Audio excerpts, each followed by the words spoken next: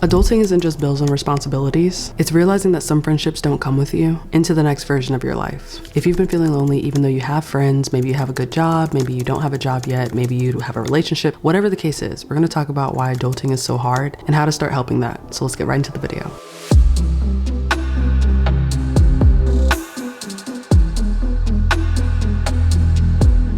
Being an adult doesn't mean just making choices on your own, and for a long time, I was telling myself, oh, I can finally eat pizza at 2 a.m, or I can not eat any more vegetables, or I can go hang out whenever. But it's just so much more than that, and also so much less than I thought it would be. Adulting means getting comfortable with saying no, setting boundaries, especially as someone who maybe wasn't able to set boundaries when you were younger, and it's like really unlearning things that you don't particularly like about yourself, but know you want to build on as you get older. Sometimes it means disappointing people, even if that's yourself, because you know that the right decision may not always make you feel the best. Sometimes it means distance from things that you once did but just no longer want to do. And it's not always negative. Most times it can be positive, but it doesn't feel like that in the moment. These are the parts that nobody really glamorizes, but it's important to focus on them because you become a better person on the end result of it if you truly just absorb what's happening and figure out how to make it work for your system. Let's talk about friends. For me, I've always been someone who's assessed my friendships very quality over quantity. So I don't want to just have 20 friends, but only one of them I'm close with. I'm okay with having 3 friends if those are 3 quality friendships. And for you, I don't know what that looked like, but what I will say is that friendships change when priorities change. As kids, proximity made friendships easier. So you could have had someone that you lived within your neighborhood that you just became best friends with because you guys lived in the same neighborhood. Or at school, same classes, at work, same shared trauma,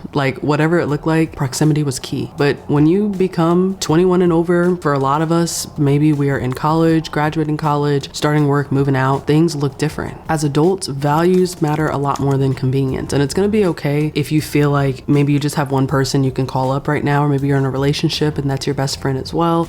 You have to get to a point where you're like, I know I don't have a lot of friends, but also remember the more friends you get, the more people you have to manage. It's okay if you don't have a bunch of people you can call on all the time. This is the best time to figure out things that you like, skills you want to add. It's also the season of our life where half of our friends are getting married, half of them have kids, maybe 2 or 3 by now.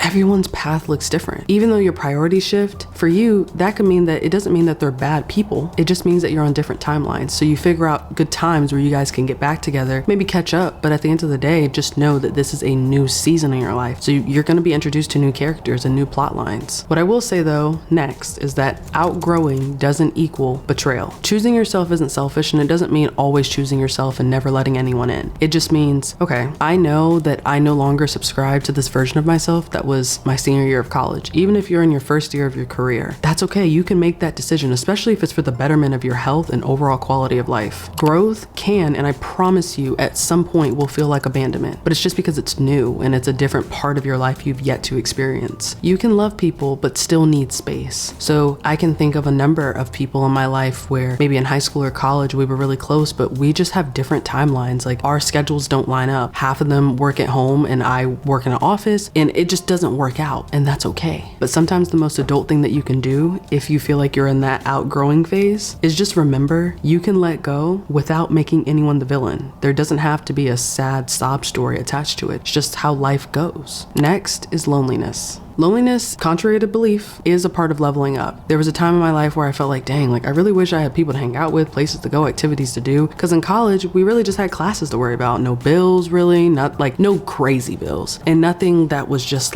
taking up all of our time. Now we have rent or a mortgage. Now we have relationships and things to keep up with maybe. We have activities that we're personally invested in. There are just different things in our lives going on. But there is a quiet gap between who you are now and who you're becoming. What's important to understand is that it is temporary and necessary. You're in that between season where you're figuring out what did I used to do that gave me a lot of joy? So now that's just becoming a hobby versus a class or versus something that you did all the time. You're in this season where you have to figure out what are things that decompress me from my stress. So maybe you're in grad school, or maybe you're working now. Maybe you have a completely different set of circumstances. You have to figure out identifying at least 2 things that calm your stress down.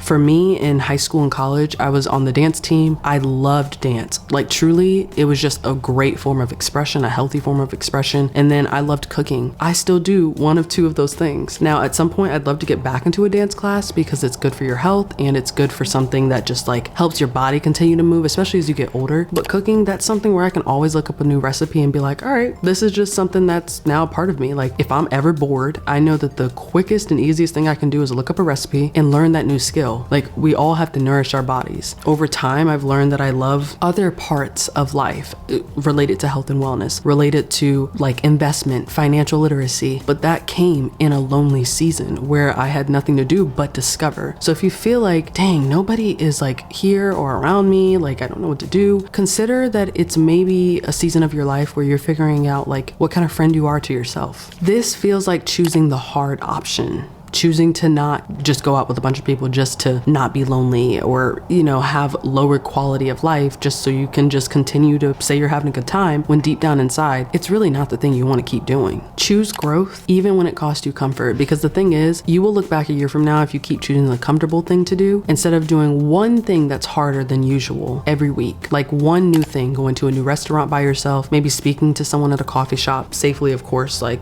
make sure they ain't crazy or nothing. But like it's okay to get out of your bubble a little bit, connect with people on different things. I feel like my generation in particular, and this is something I know that there are like psychological studies being done on this, but because of the pandemic, because of just kind of like that weird transitional time for a lot of people who are millennials, Gen Z, you know, not so much Gen Alpha. I don't really like fit myself in that category, but I'm in the realm of millennial Gen Z. And it's interesting because if I look back at my parents' generation, phones were just like kind of starting to be on the rise, like the development of technology on the go. So they had to have those communication skills to talk to each other, to ask people out on dates, to do things in activities with groups instead of on DMs. Like I truly value that face to face. And when I was a kid, teenager, college student, not really. Like it was nice, like understanding technology. But in my adulthood, I realized how important it is to truly connect with other people face to face, not on FaceTime, but face to face. And so I wonder like how our generation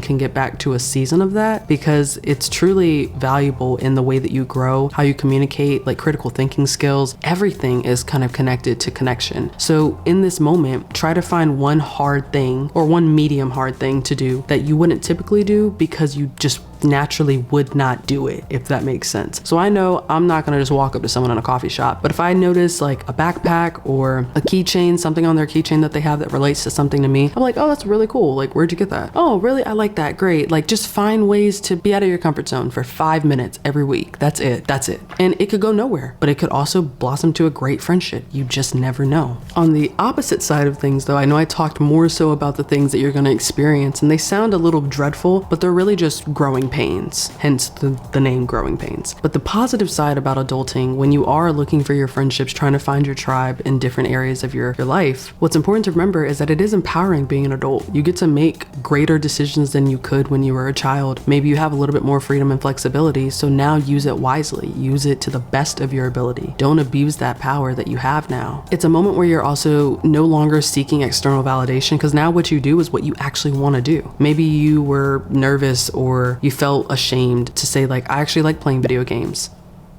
Okay, now you get to do that all the time, and you get to find other people that enjoy that too. Find groups that enjoy doing that. Find people that like talking about that. Like, you just never know. You stop trying to please everyone and you start living a lot more authentically with your life, and be okay with the things that you do like. You are one of one. Why would you waste your time trying to act like Sally Mae or Billy Bob? It doesn't make sense. And this is also the part where you feel like you don't really have all the answers, but that is okay too. At least for now, trust the answers that you give yourself. And for me, I'm a woman of God. You know, I've never been shy about that on my channel. So what I can tell you is the person I was before going to God was just like making the best decision with little to no, like with more emotion and feelings than, and maybe some fact, but now having more faith and trust that the path that God has put me on in my life, I may make a good decision, but I also may make a bad one too. But I know that I can always make a new decision if I make the first one. The goal is to not be double-minded. The Bible talks a lot about having that, getting away from a spirit of double-mindedness that makes it hard to make a decision. Also in psychology, known as analysis paralysis. You're analyzing all these options and things and people and places you could do, but you're paralyzed by all the choices you can make. Make one. If it's not the right one,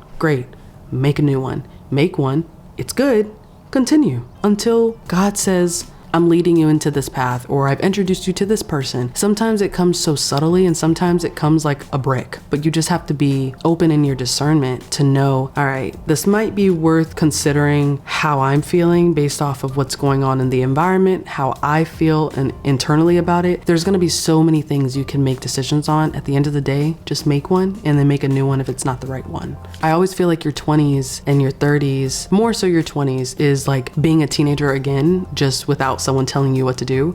You kind of get like a prerequisite from 13 to 20-ish because like, you're in college, so you're still getting or seeking advice from whoever the adult was in your life. Now you're in a season where it's like, I can make these new choices, and sometimes you're gonna have to go through some tough decisions that you made that you thought were the best ones. But if you're in the opportunity where you can turn it all around, do it, because your life can look so different, not even a year from now, in a couple months from now, simply from choices you decided to make or stop making. The great news is that you have the power to create your own family, your chosen family. So obviously a lot of us have different spectrums of what our family dynamics were. Some of us, our parents are our best friend. Others of us, we have estranged relationships with them. And same thing with siblings and cousins and all the things. But in your adult life, as you are waiting for the right quality of friendships, you're also still testing the waters to see like, okay, is this a friend that I love doing this hobby with, or is this like a friend for life? And you don't know that, but you got to hang out with people, find pretty good neutral zones where you can truly see like, I want to go roller skating. Do you want to join maybe? Or like, I want to try out this new coffee shop or go see this type of movie. But what's great and what's been really helpful for me, like I mentioned, being a woman of God, like finding people in the church has been great.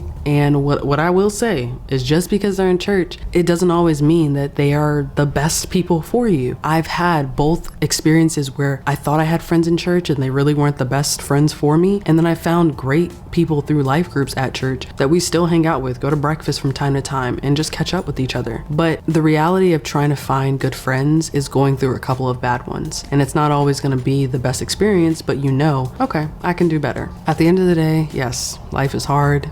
Life is messy, but when you start owning your life, you start realizing there's something really beautiful about this journey and what you can do with it. This is the moment that you start showing up for yourself. So regardless of what season of life you're in, just know there's always going to be a time and place for everything, but enjoy the ride. And if you stayed until this long in the video, leave this emoji so I know that you're a real one, and be okay with learning and discovering more about you than others. The rest will come in time. And let me know if you like these kind of videos, because I want to know what's helpful in this season of life as I go through seasons of my own life. So I'll see y'all on the next episode of Party One Podcast.